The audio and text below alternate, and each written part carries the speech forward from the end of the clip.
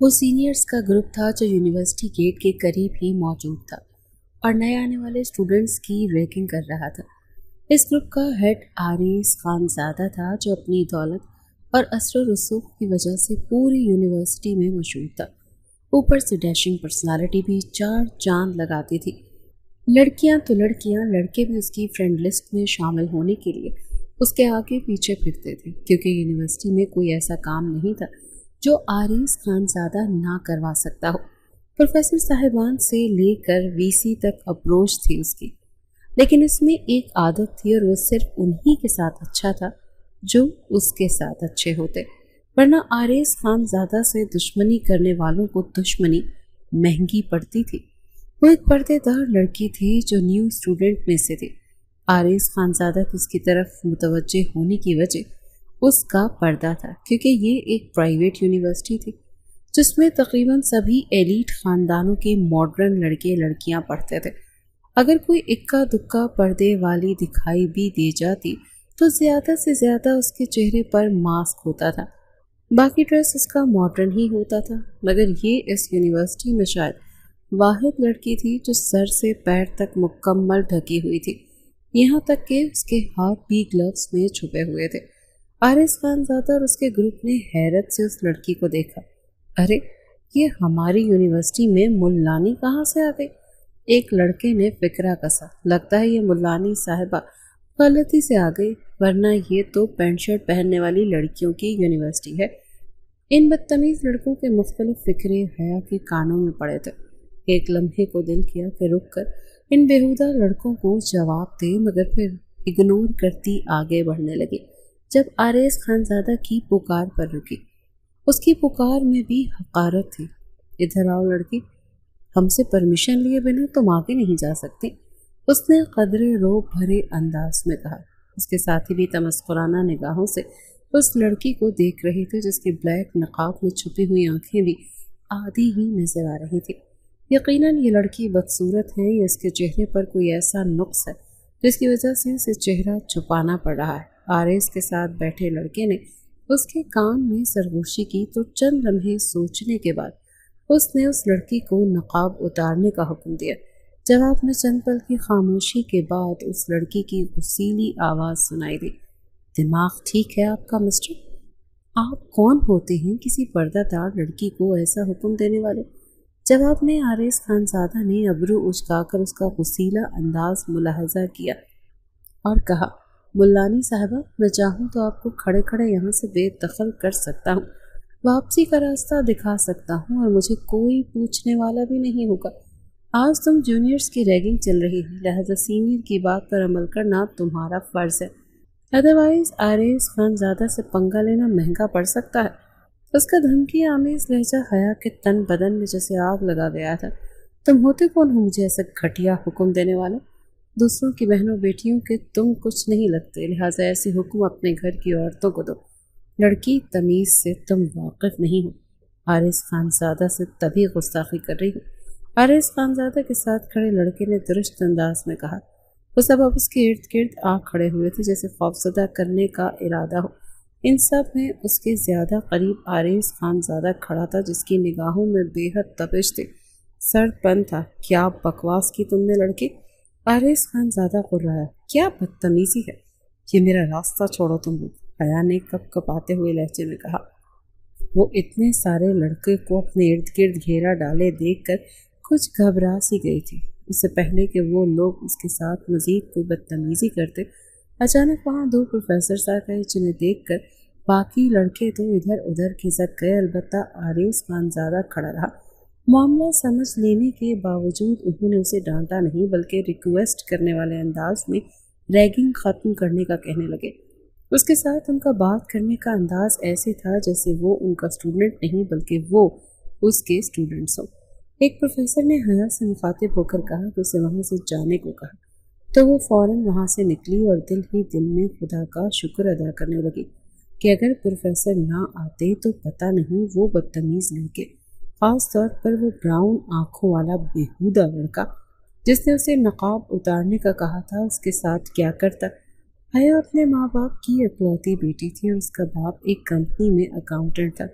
محدود آمدنی کے باوجود اس نے روپیہ روپیہ جوڑ کر اکلوتی بیٹی کو اچھے اچھے تعلیمی اداروں میں پڑھایا تاکہ وہ کبھی احساس کمتری کا شکار نہ ہو۔ حیا کا اکیڈمک ریکارڈ بھی شروع ہی سے بہت زیادہ اچھا رہا، اسی لیے اچھے مہنگے تعلیمی اداروں میں سے میرٹ پر ہی داخلہ مل جاتا تھا۔ آئی سی ایس بہترین نمبروں سے پاس کرنے کے بعد اس نے بی ایس کے لیے شہر کے سب سے مہنگی یونیورسٹی کو چنا۔ اس یونیورسٹی میں پڑھنا اس کا خواب تھا کیونکہ اس میں صرف دولت مندوں کی اولادیں ہی پڑھتی تھیں، مگر اس کے باپ وقار احمد کو جب بیٹی کی خواہش کا پتہ چلا تو آفس سے قرض لے کر اس نے حیا کو ایڈمیشن دلایا۔ وہ بہت ایکسائٹڈ ہو کر یونیورسٹی آئی تھی، مگر پہلا ہی دن اس کے لیے برا ثابت ہوا جب ایک بگڑے رئیس زادے عارض خان زادہ نے اپنے گروپ کے ساتھ مل کر اس کے پردے کا مذاق اڑاتے ہوئے بدتمیزی کی۔ پردہ کرنا اس نے تب شروع کیا تھا جب وہ میٹرک میں پڑھتی تھی۔ دراصل اسے بچپن ہی سے عالمہ بننے کا شوق تھا۔ اسکول کے ساتھ اس نے مدرسے میں بھی داخلہ لیا ہوا تھا۔ 8ویں کلاس میں اس نے قرآن حفظ کر لیا تھا اور میٹرک میں پہنچ کر باقاعدگی سے پردہ کرنے لگی تھی۔ اس کا یہ پردہ کبھی بھی اس کے راستے میں کسی طرح کی بھی رکاوٹ نہیں بنا، مگر اب یونیورسٹی میں آ کر اسے لگ رہا تھا کہ اس پردے کی وجہ سے ضرور اسے تضحیک کا نشانہ بنایا جائے گا۔ جلدی اسے اندازہ ہو گیا۔ 1 ہفتہ ہو گیا تھا اسے یونیورسٹی آتے ہوئے، مگر اب تک کسی لڑکی نے اس کی طرف دوستی کا ہاتھ نہیں بڑھایا تھا۔ شاید اس کے حلیے کی وجہ سے، کیونکہ کلاس میں وہ واحد لڑکی تھی جو پردہ کرتی تھی، باقی ساری پینٹ شرٹ پہنتی تھی۔ کئی نے تو تمسخرانہ انداز میں اسے یہ تک کہا کہ وہ خود کو اتنا ڈھک کر کیوں رکھتی ہے، کیا اس میں بھی کوئی فزیکل مسئلہ ہے جسے اسے چھپانا پڑ رہا ہے؟ حیا نے بےہودہ حلیوں والی ان لڑکیوں کو جواب دینا ضروری نہ سمجھا۔ کلاس میں وہ سب سے آخر والی رو میں اکیلی بیٹھتی تھی۔ لیکچر ختم ہونے کے بعد اگلی کلاس نہ ہوتی تو اٹھ کر کامن روم میں چلی جاتی جو صرف لڑکیوں کے لیے ہی مختص تھا۔ ایک دن معمول کی طرح کلاس میں آ کر وہ اپنی سیٹ پر بیٹھ گئی۔ کلاس شروع ہونے میں ابھی ٹائم تھا۔ کلاس کچا کچ بھری ہوئی تھی، سب ایک دوسرے کے ساتھ گپ شپ لگانے میں مشغول تھے۔ اسی وقت ان کی کلاس میں سینئرز کا ایک گروپ آیا۔ یہ عارض خان زادہ کا گروپ تھا۔ بلیک جینز پر بلو شرٹ اور اوپر بلیک کوٹ پہنے اپنے گروپ والوں کے درمیان میں کھڑا وہ بے حد نمایاں لگ رہا تھا۔ چہرے پر بلیک کی گلاسز تھے جو اس کی آنکھوں کے تاثرات کو چھپا رہے تھے۔ تمام جونیئرز اس کی طرف متوجہ ہو گئے۔ وہاں بیٹھی لڑکیوں کے چہروں پر عارض خان زادہ کے لیے بیک وقت ستائش اور حسرت کے ملے جلے تاثرات ابھرنے لگے۔ وہ بڑے مغرورانہ انداز میں چلتا ہوا ڈائس پر آ کر کھڑا ہوا جیسے پروفیسرز کھڑے ہو کر لیکچر دیتے ہیں۔ اس کی نظر پوری کلاس پر سے ہوتی ہوئی سب سے بالکل آخر میں بیٹھی اس سر سے پیر تک لڑکی ڈھکی ہوئی اس نقاب والی لڑکی پر رکی۔ چشمے میں چھپی اس کی آنکھوں میں یکدم سرد پن سا اتر آیا۔ چہرے کے عضلات ایک پل کے لیے تن سے گئے۔ بڑی مشکل سے اس نے خود پر قابو پایا تھا۔ دوسری طرف حیا کو بھی عجیب سی بے چینی محسوس ہونے لگی۔ یہ وہی لڑکے تھے جنہوں نے پہلے دن اس سے بدتمیزی کی تھی۔ ڈائس پر موجود روپ دار پرسنالٹی والا لڑکا جو یقیناً ان سب کا باس تھا، اس نے تو اسے اس دن نقاب اتارنے کا کہا تھا۔ حیا کو عجیب سی بے چینی والی گھبراہٹ ہونے لگی کیونکہ اسے ایسا محسوس ہو رہا تھا جیسے اس لڑکے کے چشمے کے پیچھے چھپی آنکھیں اسے ہی گھور رہی ہوں۔ اس نے یہ بھی دیکھ لیا تھا کہ ان لڑکوں نے اسے دیکھ کر ایک دوسرے کی طرف اسمائل پاس کی تھی۔ پسینے سے تر اپنی ہتھیلیوں کو مسلتے خاموشی سے سر جھکائے اپنی سیٹ پر بیٹھی رہی تھی۔ ڈائس پر کھڑا وہ لڑکا جس نے اپنا تعارف عارض خان زادہ کے نام سے کروایا تھا بڑے سحر انگیز انداز میں بول رہا تھا۔ جونیئرز کو ہر ٹیچر کی نیچر اور اصولوں کے بارے میں آگاہ کرتے ہوئے ٹپس دے رہا تھا کہ انہیں اس فلاں ٹیچر سے اچھے نمبرز کیسے لینے ہیں، امتحان کے دوران اگر چیٹنگ کرنی پڑے تو کیسے کرنی ہے، وغیرہ وغیرہ۔ وہ ہر چیز کے بارے میں تفصیل سے آگاہ کرتا، ساتھ ہی مشورہ دیتا کہ تمام جونیئرز کو متاثر کر رہا تھا، سوائے حیا کے جو اس کے جلد از جلد دفع ہو جانے کی دعا کر رہے تھے۔ خود بھی اٹھ کر کلاس سے باہر نہیں نکل سکتی تھی کیونکہ دروازے کے ساتھ ہی اس کے گروپ کے بدتمیز لڑکے کھڑے ہوئے تھے۔ اس کے سامنے سے گزر کر انہیں خود پر ہنسنے اور فضول کامنٹس کرنے کا موقع نہیں دینا چاہتی تھی، اسی لیے ضبط کیے بیٹھی رہی۔ بولتے بولتے اچانک اس نے کہا کہ ایک ایک اسٹوڈنٹ کھڑا ہو کر اپنا تعارف کروائے تو باری باری سب ایک ایک کر کے اپنا انٹروڈکشن کروانے لگے۔ جب حیا کی باری آئی تو وہ خاموشی سے پہلے کی طرح سر جھکائے بیٹھی رہی۔ عارض خان زادہ نے سرد نگاہ سے اسے دیکھتے ہوئے طنزی انداز میں کہا، مس برقع والی، آپ اس کلاس کا حصہ نہیں ہے کیا؟ یہ آپ کو الگ سے انویٹیشن دینا پڑے گا۔ چلیں کھڑی ہو جائیں اور اپنا انٹروڈکشن کروائیں۔ مگر وہ پھر بھی خاموشی سے اپنی جگہ پر بیٹھی رہی، اس کی طرف دیکھا تک نہیں۔ حارث خان زادہ کے تو جیسے تن بدن میں آگ لگ گئی۔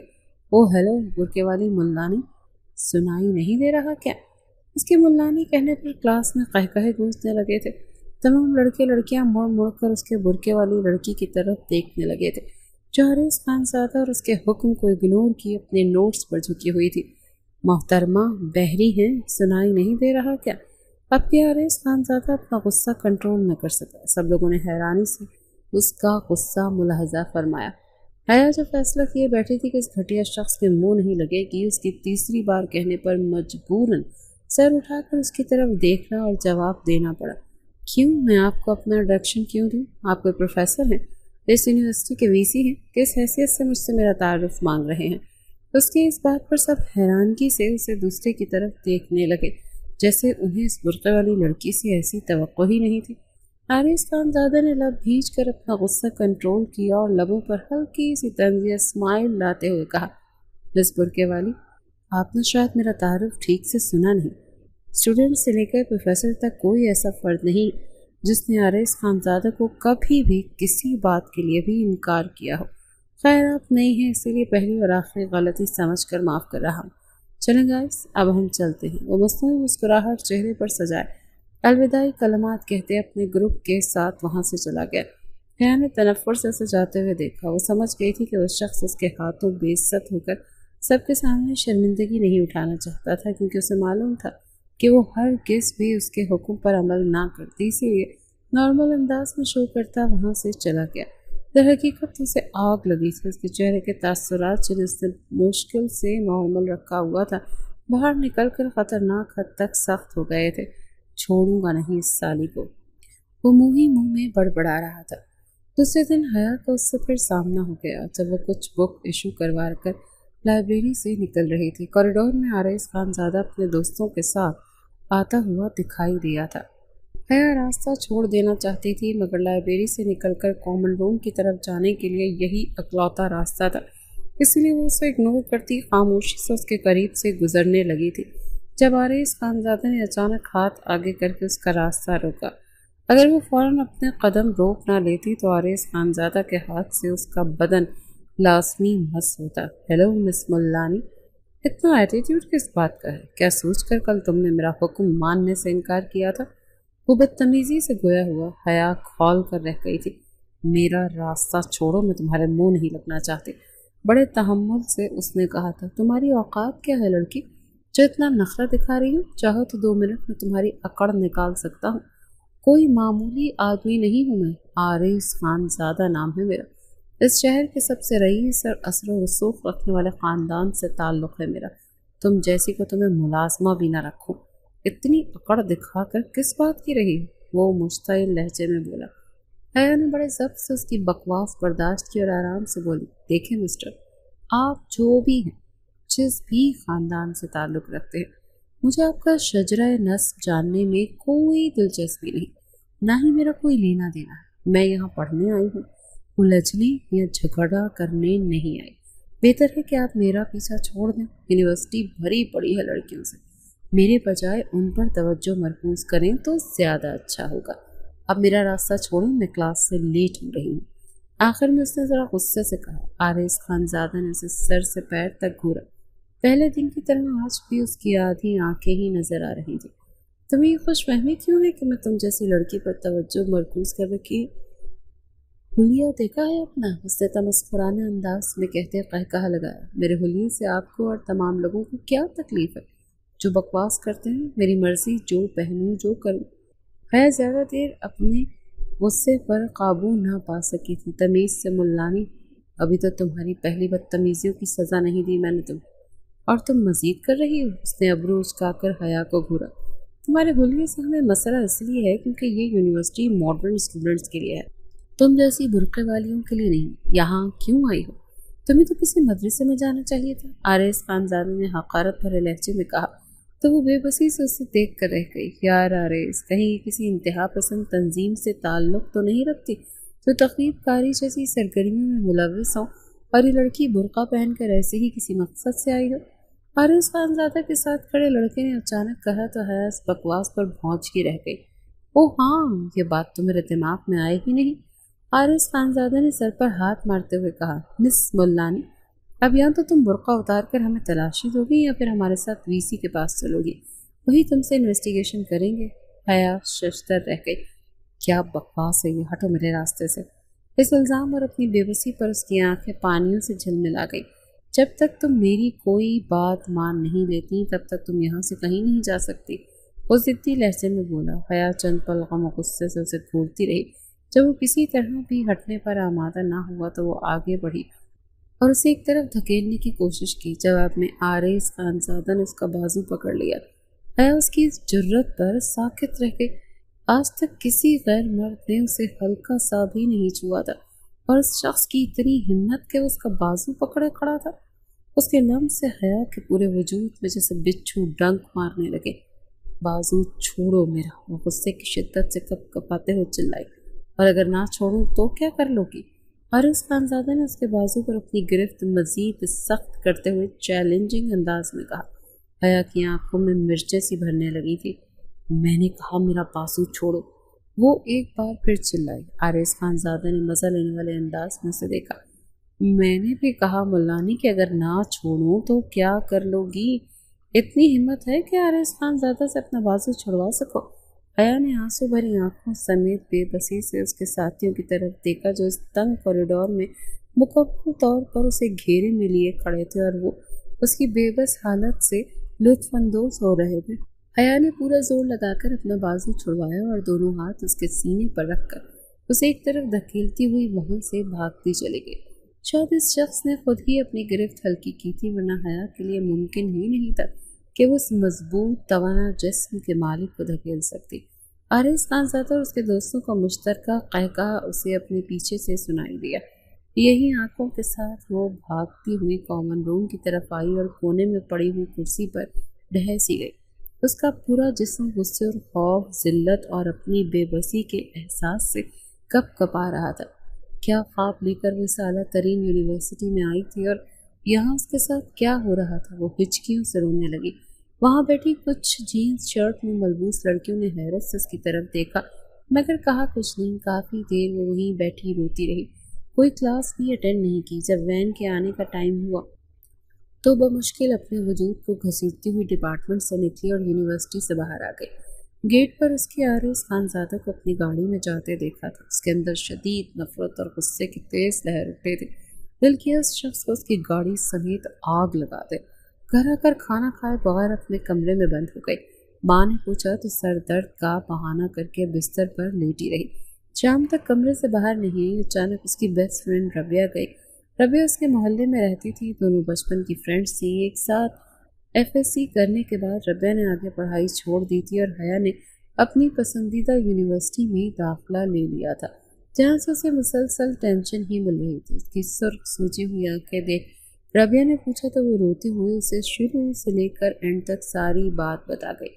रबिया उसकी बात सुनकर पहले तो दंग रह गई और फिर उस पर नाराज होते हुए बोली कि उस घटिया मीरजादे ने तुम्हारे साथ बदतमीजी की और तुम्हारे हाथ से पकड़ा और तुम चुपचाप बर्दाश्त करती रही और तब से अब तक रो रही हो। क्या तुम्हारा दिमाग खराब हो गया है? हया, कैसे बर्दाश्त कर लिया तुमने? मुंह क्यों नहीं तोड़ा उसका भी इस लड़के का? तुम तो बहुत बहादुर थी ना।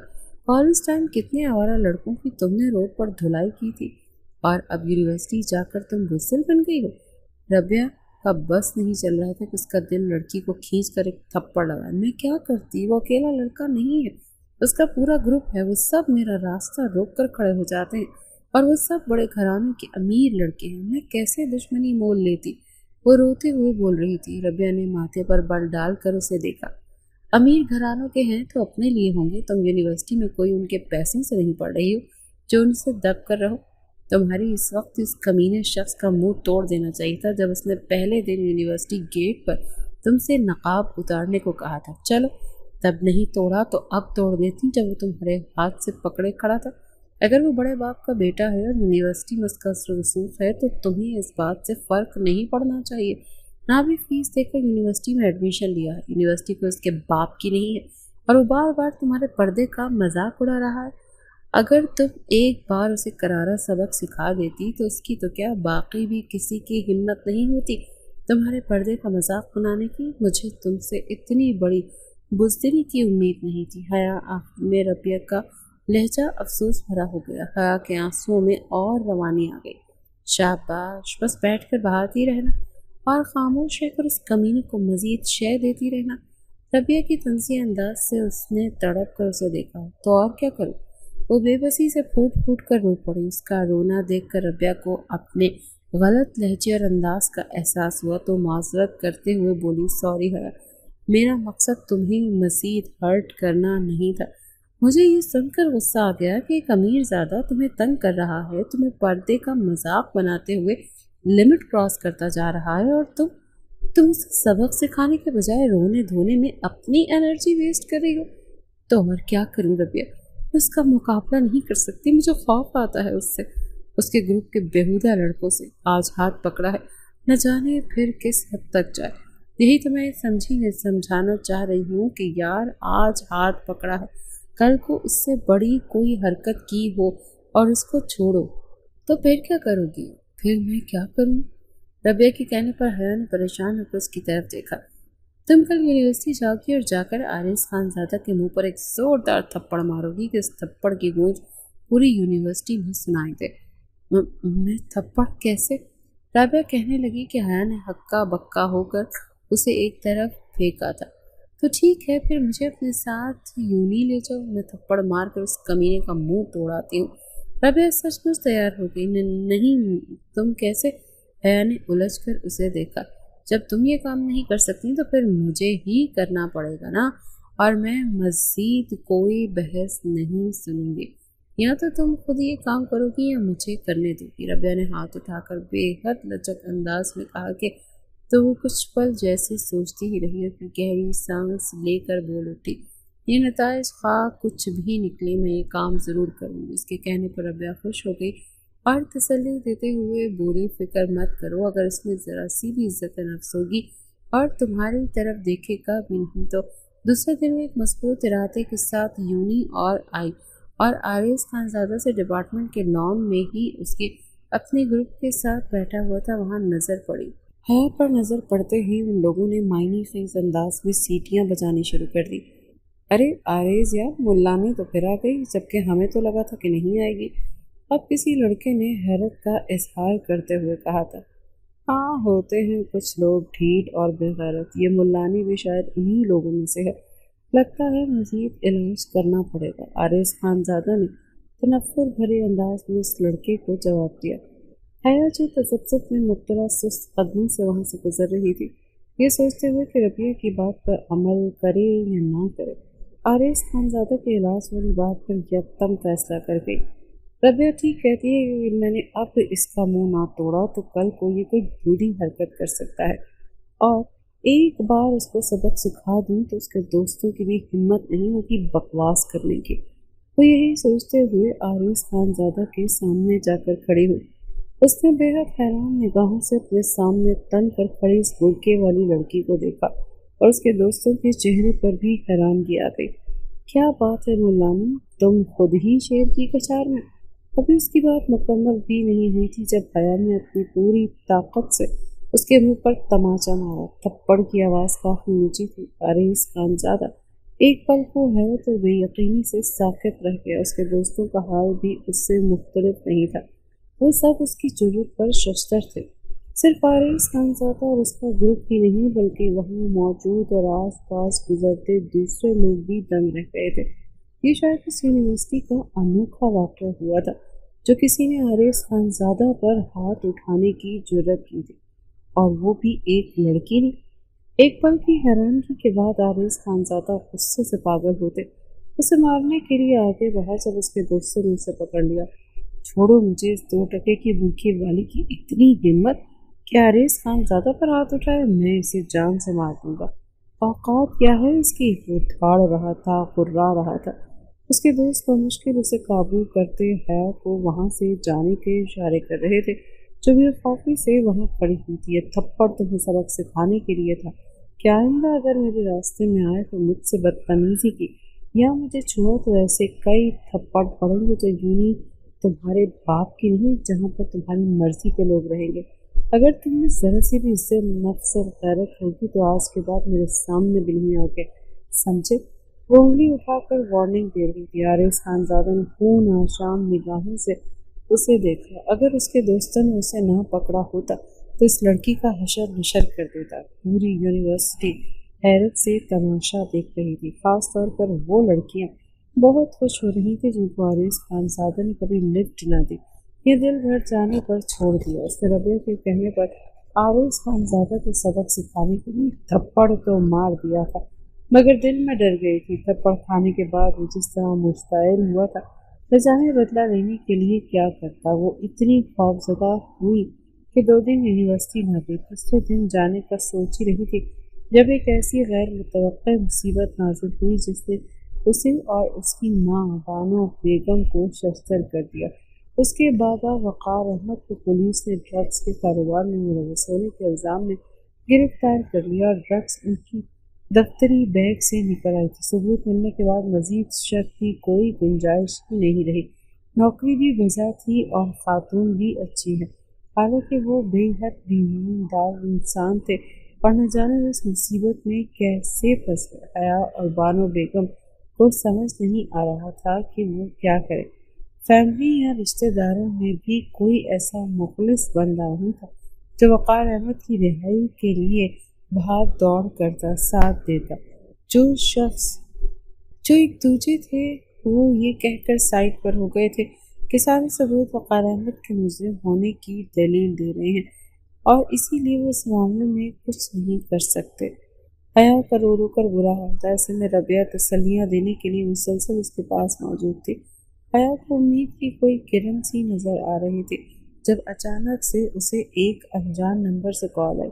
حیا آواز سن کر ساکت رہ گئی۔ وہ حارث خانزادہ جو اسے کہہ رہا تھا کہ اگر وہ اپنے باپ کی عزت کی ساتھ رہائی اور نوکری کی سلامتی چاہتی ہے تو اسے کل یونیورسٹی میں سب کے سامنے حارث خانزادہ سے سوری کرنی ہوگی، ورنہ اس کے باپ کو بھی جیل کی سلاخوں سے پیچھے نہیں آ سکے گا۔ وہ منہ پر ہاتھ رکھ کے بہتی آنکھوں کے ساتھ ساکت بیٹھی تھی۔ جب یہ حارث خانزادہ دھرا کا دھرا وہاں پہ کھڑا رہ گیا، کبھی جیل کی سلاخوں سے یہ حارث خانزادہ کو کیا دھرا ہوگا، اس کے وہم و گمان میں بھی نہیں تھا۔ اس کے پاس اپنے باپ کو بچانے کے لیے اس کے سوا کوئی راستہ نہیں تھا کہ وہ حارث خانزادہ سے معافی مانگ لے۔ ربیہ کا بھی دل نہیں لگا، بلکہ کل میں نے ان کو کہا تھا، ربیہ کا بھی یہی کہنا تھا کہ انکل کی خاطر اس کمینے انسان کی ڈیمانڈ پوری کر لوں۔ وہ رونے لگی، کاش میں نے تمہاری بات نہ مانی ہوتی۔ ربیہ اس کو تھپڑ مارا ہوتا تو آج وہ اس حد تک نہ جاتا۔ سوری یار، مجھے لگا تھپڑ کے بعد وہ پیچھے ہٹ جائے گا، مگر مجھے کیا پتا تھا کہ وہ ایسا کرے گا۔ ربیہ کے نادم ہونے پر اس نے کہا، لیکن اب کیا ہو سکتا ہے، تھپڑ کا جو نتیجہ نکلنا تھا وہ تو نکل چکا تھا۔ وہ ساری رات جاگتی رہی اور سوچتی رہی کہ صبح ایک فیصلہ کر کے اس نے حارث خانزادہ کو میسج کر دی کہ میں تم سے معافی مانگنے کو تیار ہوں۔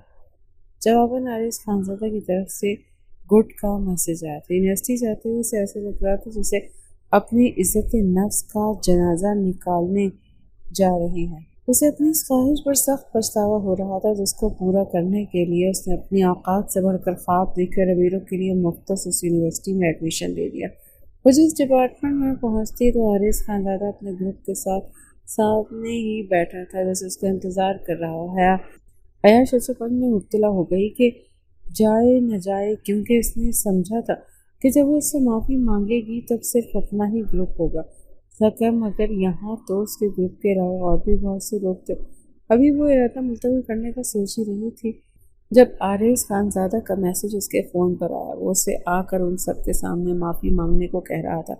حیا نے منت کرنے والے انداز میں سے میسج لکھا، پلیز اتنے لوگوں کے سامنے مجھ سے معافی مت مانگواؤ، صرف تمہارا گروپ ہو تو میں معافی مانگ لوں گی۔ مگر حارث خانزادہ ذرا بھی رعایت دینے کو تیار نہیں تھا۔ مجبوراً حیا کو مرے مرے قدموں سے اس طرف جانا ہی پڑا۔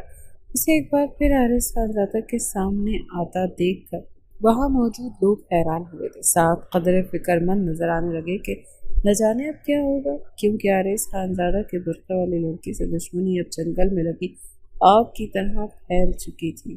سوری، وہ سامنے جا کر اسپاٹ لیزر میں بولی، سب حیران رہ گئے۔ پھر سے کہو، چہرے پر فاتحانہ تاثرات لائے ہوئے حارث خانزادہ نے کہا، تو حیا خود پر ضبط کرتے ہوئے اس سے قدرے اونچی آواز میں سوری کہا۔ جواب میں حارث خانزادہ کا ہاتھ اٹھا اور ایک زوردار تماچا حیا کے گال پر تھپڑ اتنی طاقت سے مارا گیا تھا کہ وہ نہ صرف لڑکھڑا گئی بلکہ چہرے پر سے نقاب بھی گر گیا۔ ہر کوئی ساکت رہ گیا۔ حارث خانزادہ کے اس غیر متوقع تھپڑ پر ہی نہیں بلکہ اس چاند سے چہرے کو دیکھ کر جس سے اب پردہ ہٹ چکا تھا۔ بڑی بڑی گہری آنکھیں، خوبصورت تراشیدہ بویں، لمبی گھنیری پلکیں، خوبصورت ناک، کٹاؤ دار گلابی ہونٹ، بے تحاشا سرخ اور سفید رنگت۔ نقاب کے پیچھے اتنا حسن چھپا ہوا تھا، ہر کوئی یہ دیکھ کر دنگ رہ گیا۔ خود حارث خانزادہ بھی پھٹی نگاہوں سے اسے دیکھ رہا تھا۔ بے یقینی کے جھٹکے نکل کر حیا نے اپنا گرا ہوا نقاب اٹھایا پر ڈالا اور روتے ہوئے وہاں سے نکلتی چلی گئی۔ ایک بار پھر وہ سب کا موضوع گفتگو بنی ہوئی تھی۔ حارث خانزادہ کے دوستوں سمیت تمام لڑکے لڑکیاں اس کے حسن کی تعریف کرتے اپنے غلط اندازوں پر حیران ہو رہے تھے۔ وہ تو سمجھتے رہے کہ بدصورت ہوگی، کوئی نقص ہوگا تبھی تو خود کو چھپا کر آتی تھی، مگر وہ اتنی حسین ہوگی یہ تو ان کے وہم و گمان میں بھی نہیں تھا۔ حارث خانزادہ تو گم سم ہو کر رہ گیا تھا۔ وہ ملانی جس کو وہ ہمیشہ حقارت کی نگاہ سے دیکھتا تھا، اس کا مذاق اڑاتا تھا، پہلی ہی نگاہ میں اپنے حسن سے گھائل ہے۔ وقار احمد گھر آ چکے تھے، وہ الزام سے بھی ہٹ چکے تھے، نوکری بھی بحال ہو چکی تھی، مگر محلے اور رشتہ داروں میں جو بدنامی ہو گئی تھی اس کا ازالہ ممکن نہیں تھا۔ حیا یونیورسٹی میں تھی۔ وقار احمد اور بانو اس سے وجہ پوچھ رہے تھے کہ تھک گئے تھے، مگر اس کی ایک ہی رٹ تھی، وجہ کوئی خاص نہیں، بس وہ اب پرائیویٹ پڑھے گی۔ تھک ہار کر دونوں نے حیا کو اس کی مرضی پر چھوڑ دیا۔ دوسری طرف حارث خانزادہ اس کی یونیورسٹی نہ آنے پر سخت برہم تھا اور عزیز تھا۔ سخت ڈسٹرب تھا، حالانکہ کچھ دن پہلے تک وہ چاہتا تھا کہ وہ برقعے والی نہ آئے، مگر اب اس کی یونیورسٹی نہ آنے پر وہ خود بھی بے چین تھا۔ لیکن اسے سمجھ نہیں آ رہا تھا وہ کیا کرے۔ اسے اپنے کی سزا مل گئی اور ساتھ ساتھ پچھتاوا بھی ہو رہا تھا۔ اس نے خود بھی یونیورسٹی آنا بند کر دیا تھا کیونکہ اسے بے چین اور پریشان دیکھ کر اس کے دوست اور اس کی وجہ سے پوچھتے ہیں اور وجہ وہ بتا نہیں سکتا۔ پچھلے ایک ہفتے سے وہ کمرے میں بند تھا، یعنی اینی پپو کی کال آئی، اس کے چھوٹے بیٹے کی برتھ ڈے تھی اور وہ اصرار کر رہی تھی کہ حارث ضرور آئے۔ وہ چاہ کر بھی اینی پپو کو انکار نہیں کر سکتی۔ اینی پپو اور اس کے درمیان 5-6 سال کا فرق تھا۔ وہ ہمیشہ سے اینی پپو کے بے حد قریب رہا۔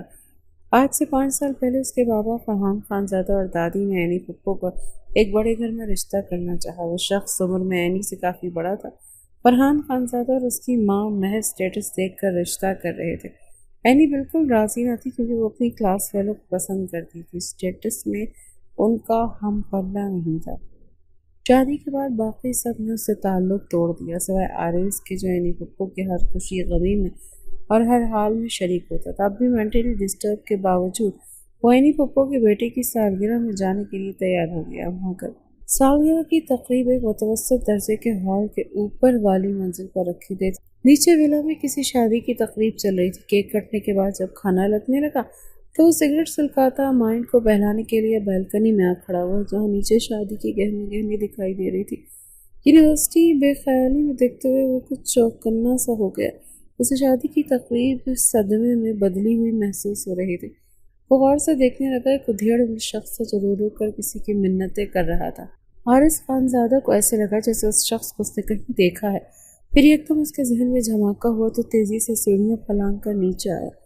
قریب سے دیکھنے پر کنفرم ہو گیا، وہ روتا گڑگڑاتا کسی کے سامنے ہاتھ پھیلا کر منتیں کرتا شخص وقار احمد تھا، برقعے والی حیا وقار کا باپ۔ یہ تقریب کسی اور کی نہیں بلکہ حیا کی شادی کی تھی، مگر دولہے والوں کے عین وقت پر کہیں پتہ چل گیا کہ دلہن کا باپ ڈرگس کے الزام میں جیل میں رہ کر آیا ہے، تو ان لوگوں نے رشتہ جوڑنے سے انکار کر دیا۔ حارث حسن کے لیے تو یہ انکشاف ہی شدید صدمے والا تھا کہ حیا وقار کی شادی ہو رہی تھی، جس کی میں وہ اتنے دنوں سے دیوانہ ہوا تھا، وہ کسی اور کی ہونے جا رہی تھی۔ کین وقت پر لڑکے والوں کی طرف سے انکار کرنے پر حیا وقار کسی اور کی نہ ہو سکی۔ ایک سیکنڈ میں فیصلہ کر کے وقار احمد کے پاس جا کر کھڑا ہوا، جو سمیر زادے کی بات پر پہلے تو بے یقینی سے اسے دیکھتے رہے، پھر خوشی سے رو پڑے۔ اینی پپو کو فون کر کے اس نے فوراً نیچے آنے کو کہا۔ اسے دیکھتے ہی وہ خوشی سے رو پڑے۔ اینی پپو کو فون کر کے اس نے فوراً نیچے آنے کو کہا، ساتھ ہی اپنے گھر والوں کو بھی فون کر کے بتا دیا کہ وہ شادی کر رہا ہے۔ انہیں شامل ہونا ہے تو 10 منٹ میں پہنچے، ورنہ ان کی مرضی۔ اور پھر اس کی توقع کے مطابق فرحان خانزادہ، سمینہ خانزادہ افراتفری میں وہاں نیچے پہنچے، مگر نکاح میں شریک ہونے والے نہیں آئے۔ ایک مڈل کلاس لڑکی سے نکاح کرنے کے لیے پہنچے تھے، مگر نکاح میں شریک ہوتے ہی بلکہ ایک مڈل کلاس لڑکی سے نکاح پر بیٹے کو روکنے کے لیے۔ مگر جب لڑکی کو انہوں نے دیکھا تو اس کی خوبصورتی سے خود بھی متاثر ہو گئی۔ اس کی ماں تو چاہتی ہی یہی تھی کہ اس کی شادی کسی الٹرا ماڈرن کے بجائے ایک لڑکی سے ہو جو گھر سنبھالنے والی ہو۔ دوسری طرف حیا نکاح کے وقت عارض خانزادہ کا نام سن کر ششدر رہ گئی تھی۔ وہ انکار کرنا چاہتی تھی، مگر ماں باپ کی خوشی کے لیے خاموشی سے اسے قبول کیا۔ عارض خانزادہ اسے پا کر بے تحاشا خوش تھا۔ اسے تو یقین نہیں ہو رہا تھا کہ جس لڑکی کے لیے وہ اتنے دنوں سے اضطراب میں مبتلا تھا اور سوچ سوچ کر پاگل ہو رہا تھا، اسے اپنی زندگی میں کیسے لائے گا۔ وہ تو یوں آرام سے اور اتنے غیر متوقع طریقے سے اس کی زندگی میں شامل ہو جائے گا، ایسا اس کے وہم و گمان میں بھی نہیں تھا۔ وہ بڑا سرشار سا اپنے کمرے میں داخل ہوا۔ وہ اسے کہیں بھی نظر نہیں آئی۔ ابھی وہ ادھر ادھر دیکھ ہی رہا تھا جب اچانک ڈریسنگ روم کا دروازہ کھلا اور عارض خانزادہ اپنی جگہ پر جم گیا۔ وہ مبہوت ہو کر رہ گیا، گھٹنوں سے اوپر صرف نائٹی میں ملبوس، جس میں چھلکتی سڈول ٹانگوں سمیت جسم کا انگ انگ نمایاں ہو رہا تھا، اور اوپر سے کھلے بال وہ بے تحاشا حسین لگ رہے تھے۔ حسن مکمل طور پر بے حجاب تھا اور اس کی دسترس میں تھا۔ وہ بھلا کیسے دور رہتا؟ بے خودی کے عالم میں وہ اس کی طرف بڑھا حیا، اور وہ اسے اپنے بازوں میں لینا چاہتا تھا۔ جب حیا کی تلخ آواز کی سماعتوں سے ٹکرائی، بس مجھے پردے کے بغیر دیکھنے کی تمہاری خواہش پوری ہو گئی نا عارض خانزادہ؟ اتنا کافی ہے یا یہ بھی ہٹا دوں؟ مزید آنکھیں سینکنی ہے تو سینک لو۔ اس کے غم غصے میں ڈوبی تلخ آواز عارض خانزادہ کو بری طرح سے شرمندہ کر گئی تھی۔ آئی ایم سوری حیا، میں اپنی تمام غلطیوں کے لیے بہت شرمندہ ہوں۔ پلیز تم مجھے معاف کر دو اور وہ سب کچھ بھول جاؤ۔ میں تم سے بہت محبت کرتا ہوں۔ آؤ ہم اپنی نئی خوبصورت زندگی کی شروعات کرتے ہیں، وہ نرمی سے کہتے اسے لیے بیڈ کی طرف بڑھا۔ جب حیا نے غصے سے اس کا حصار توڑا اور 2 قدم جا کر لڑکھی ہوئی۔ پلیز تم مجھے معاف کر دو اور وہ سب بھول جاؤ۔ میں تم سے بہت محبت کرتا ہوں۔ آؤ ہم اپنی نئی خوبصورت زندگی کی شروعات کرتے ہیں، وہ نرمی سے کہتے اسے بیڈ کی طرف بڑھا۔ جب حیا نے غصے سے اس کا حصار توڑا اور 2 قدم دور جا کر کھڑی ہو گئی، خوبصورت آنکھیں آنسو سے لبریز۔ مجھے تم سے نفرت ہے عارض خانزادہ، جو کچھ تم نے میرے ساتھ کیا میں تمہیں کبھی معاف نہیں کروں گی، اور تم کیا سمجھتے ہو تمہاری سیج سجاؤں گی؟ یہ بھول جاؤ۔ ٹھیک ہے یار، نفرت غصہ اپنی جگہ، وہ سب بھی کر لینا، پوری زندگی پڑی ہے، مگر فی الحال دور رہ کر تڑپاؤ تو نہیں۔ اتنا مختصر لباس پہن کر میرے جذبات کو جگانا چاہتی ہو اور پھر دور ہو؟ آئی ایم سوری ڈارلنگ، انسان ہوں میں، فرشتہ نہیں۔ کوئی بھی انسان اتنی خوبصورت بیوی سے دور نہیں رہ سکتا، وہ مسکرا کر کہتے اسے اپنے گھیرے میں لے چکا تھا۔ حیا نے بھرپور مزاحمت کی، مگر عارض خانزادہ کے مضبوط ارادوں کے آگے اس کی مزاحمت جلد ہی دم توڑ گئی۔ وہ جتنا خوش، جتنا سرشار تھا، اسے پا کر حیا اتنی ہی غمگین اور نفرت سے دل ملا رہی تھی۔ شادی کے دوسرے دن وہ اپنے ساتھ یونیورسٹی چلنے کو کہہ رہا تھا۔ میں لعنت بھیجتی ہوں اس یونیورسٹی پر اور وہاں کے تمام لوگوں پر۔ وہ یونیورسٹی تم پر اپر کلاس والوں کو ہی مبارک ہو، مجھے نہیں ضرورت اب وہاں پڑھنے کی، تیش بھرے لہجے میں کہتے ہوئے سے انکار کر دیا۔ مگر عارض خانزادہ بھی اپنے نام کا ایک ہی تھا۔ اسے حیا سے صاف کہتے کہ اگر تم نہیں چلو گی تو پھر میں بھی نہیں جاؤں گا۔ 24 گھنٹے یہی بیڈ روم میں تمہارے ساتھ بیٹھا رہوں گا، اور صرف بیٹھا نہیں رہوں گا بلکہ میری قربت تمہیں جھیلنی بھی پڑے گی۔ حیا بھی نہ مانتی اگر وہ اپنی بات سچ نہ کر دکھاتا۔ جب اس نے اسے اپنی قربت سے رہائی بخشی تو روتے اس کے ساتھ یونیورسٹی جانے کا اقرار کر گئی۔ اسی شام عارض اس کے کچھ دوستوں سے ملنے آئے۔ حیا کو پتہ چلا یہ وہی یونیورسٹی والے ہیں تو ایک بولڈ سا ڈریس پہن کر ان کے سامنے جانے لگی۔ جب عارض نے اسے ٹوکا، یہ کیسے کپڑے پہن کر تم میرے دوستوں کے سامنے جا رہے ہو؟ دماغ تو ٹھیک ہے تمہارا؟ حیرت کے ساتھ اسے غصہ بھی آیا۔ ہاں بالکل ٹھیک ہے، ایکچولی تمہاری طرح تمہارے دوست بھی مجھے حجاب میں دیکھنے کے خواہش مند تھے نا، نہ تو سوچا کہ ان کی خواہشیں پوری کر لوں۔ حیا کی بات پر ایک پل کے لیے وہ حیران تو ہوا، پھر اس مقصد کو سمجھتے ہوئے گھور کر بولا، تم مجھے شرمندہ کرنے کے لیے ایسی حرکتیں کر رہی ہو نا؟ مگر یہ تو دیکھو کہ تمہارا اپنا امیج خراب ہو رہا ہے۔ کل موم بھی کہہ رہی تھی، میں تو سمجھی تھی کہ لڑکی شریف اور اچھی ڈریسنگ کرنے والی ہے، مگر یہ تو ہماری کلاس کی بے باک لڑکیوں جیسی لگنے لگی ہے۔ ٹھیک ہے، مجھ سے نفرت غصہ اپنی جگہ، مگر خود کو تو یوں ڈیگریڈ مت کیا کرو یار۔ آخر میں اس کا لہجہ التجائیہ تھا، مگر حیا پر کوئی اثر نہیں ہوا۔ وہ ڈھیٹ بن کر اسی ولیم میں باہر جانے لگی تھی جب آریس نے اسے بازو سے پکڑ کر بیڈ پر دھکیلا اور خود کمرے سے نکل کر دروازہ لاک کر دیا۔ پیچھے وہ اوندھے منہ پڑی رہی اور روتی رہی، پھر اٹھی تو سامنے آئینے میں اپنے حلیے کو دیکھ کر اسے خود بھی شرم آ گئی تھی۔ آریس خانزادہ کو شرمندہ کرنے کے چکر میں بے شرم بن کر وہ خود بھی اپنے آپ سے شرمندہ ہو رہی تھی۔ پھر یہیں پر اکتفا نہیں ہوا، دوسرے دن اس کے ساتھ یونی جانے کے لیے اس نے نائٹ جینز اور بنا آستینوں کی شرٹ کا انتخاب کیا۔ تم ایسے کپڑے پہن کر یونیورسٹی نہیں جاؤ گی؟ آرس بے حد سنجیدہ لہجے میں کہنے لگا۔ کیوں نہیں جاؤں گی؟ سب لڑکیاں ہاں ایسے ہی کپڑے پہن کر آتی ہیں۔ حیا نے چپتے ہوئے لہجے میں اسے یاد دلایا۔ ہاں آتی ہوں گی پہن کر، مگر تم ان جیسی نہیں ہو، سب سے الگ ہو، پہلے کی طرح پردے میں جاؤ گی۔ آریس نے حتمی انداز میں کہا، مگر پردے سے تو پوری یونیورسٹی کو مسئلہ ہے، اور تم ایک برقعے والی کو اپنے ساتھ کیسے لے جاؤ گے جس کے برقعے سے سب سے زیادہ تم ہی چڑھتے تھے؟ شرم نہیں آئے گی کیا تمہیں اپنے دوستوں کے سامنے؟ حیا کے طنز کرنے پر آریس نے زچ ہو کر اسے دیکھا۔ حیا مجھے تنگ مت کرو یار، تمہارے پاس 5 منٹ ہیں، جلدی سے اپنا برقع پہن لو، آریس نے حکمی انداز میں کہا تو وہ بگڑے انداز میں صوفے پر بیٹھتے ہوئے بولی کہ اگر اس حلیے میں نہیں لے جا سکتے تو مجھے نہیں جانا پھر یونیورسٹی۔ اوکے ٹھیک ہے، مجھے کوئی اعتراض نہیں، میں بھی چھٹی کر لیتا ہوں اور سارا دن تمہارے ساتھ ہی بیڈ روم میں سپینڈ کروں گا۔ حیا اس کے بیڈ روم میں ٹائم سپینڈ کرنے کا مقصد اچھی طرح سے جانتی تھی، اسی لیے گھبرا کر کھڑی ہو گئی اور ڈریسنگ روم کی طرف بڑھتے ہوئے بولی، میں برقع پہن کر آتی ہوں۔ آرس خانزادہ کے لبوں پر ہلکی سی بے ساختہ مسکراہٹ آئی۔ یونیورسٹی میں برقعے والی حیا وقار کو آرس خانزادہ کے ساتھ دیکھ کر ہر کوئی حیران تھا۔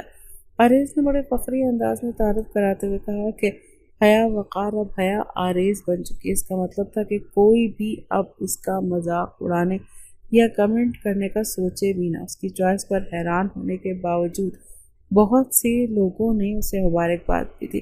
کچھ لوگ جل بھی گئے، ان لڑکیاں بھی ان میں شامل تھیں جو آرس خانزادہ کے لیے امیدوار بنی بیٹھی تھی۔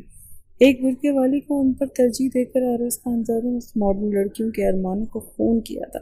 وہ تل ملا رہی تھی، مگر آرس خانزادہ کے ڈر سے کومنٹ جو ہے وہ پاس کرنے کی ہمت نہ ہوتی تھی۔ آرس خانزادہ کے دوستوں سمیت وہ لوگ اس کی حیا وقار سے شادی پر بالکل حیران نہ ہوئے جنہوں نے اسے نقاب گرنے پر اس کا چہرہ دیکھا تھا۔ حیا مطمئن ہو کر پڑھ رہی تھی۔ آرس خانزادہ کسی محافظ کی طرح یونیورسٹی میں پل پل اس کے ساتھ رہتا تھا، جو پہلے سے حقارت کی نگاہ سے دیکھتے تھے۔ آرس خانزادہ کی وجہ سے اسے عزت دینے پر مجبور ہو گئے۔ اب اس کلاس میں سب سے لاسٹ رو میں بلکہ فرسٹ میں بیٹھتی ہے۔ پہلے وہ اپنے برقعے کی وجہ سے تمام لوگوں کی نظروں میں آئی تھی، پھر آرس خانزادہ کی بیوی ہونے کے ناطے اسے ویلیو دی گئی، مگر جب فرسٹ سیمسٹر میں ٹاپ کر کے اس نے اپنی ذہانت دکھائی تو پروفیسر سے متاثر ہوئے بنا نہ رہ سکے۔ پڑھائی میں تو وہ ذہین تھی ہی، اس کے ساتھ وہ اچھی ڈیبیٹر بھی تھی۔ یونیورسٹی کے سالانہ تقریری مقابلے میں حصہ لے کر اس نے پہلا انعام جیتا، تو جہاں کوئی اس کی ذہانت سے متاثر نظر آیا وہاں وہ خود بھی خوش تھی۔ آریز اسے ہر طرح سے سپورٹ کرتا آیا تھا۔ شروع میں تو وہ اس سے زیادہ روکھا رویہ اختیار کیے رہی، مگر پھر آہستہ آہستہ دونوں میں دوستی ہونے لگی۔ یونیورسٹی میں اب بھی اس کے ساتھ فیمیلز دوست نہیں تھی، مگر اب اسے اس بات سے فرق نہیں پڑتا تھا، کیونکہ جس شخص کی دوستی پانے کے لیے ہر کسی کی کوشش ہوتی ہے وہ شخص اس کا دوست تھا۔ اس کے حوالے سے تمام نیگیٹو باتیں اور سوچ حیا کے دماغ سے آہستہ آہستہ نکلتی جا رہی تھی۔ وقار احمد اور بانو اس کے دوبارہ یونیورسٹی جانے پر خوش اور آریز کے مشکور تھے، جو ان کی بہت عزت کرتا تھا۔ اس نے آرس خانزادہ کو معاف کر کے دل سے اپنایا تو کچھ ہی عرصے میں وہ اسے خانزادوں کی پسندیدہ لاڈلی ترین بہو کا درجہ دلوا چکا تھا۔ حیا کے ہی کہنے پر فرحان خانزادہ نے یعنی پھپھو کو معاف کر کے ان کے ساتھ آنا جانا شروع کر دیا۔ آرس کی ڈگری مکمل ہو چکی تھی، اسے آفس جانا ہوتا تھا، مگر پھر وہ حیا کو اکیلا نہ چھوڑتا۔ جب تک اس کی کلاسز ہوتی یونیورسٹی میں اس کے ساتھ رہتا اور پھر کلاسز کے بعد اسے گھر چھوڑ کر آفس چلا جاتا۔ پھر جس دن حیا نے آخری سیمسٹر ختم کیا اسی دن سے ماں بننے کی خوشخبری بھی ملی۔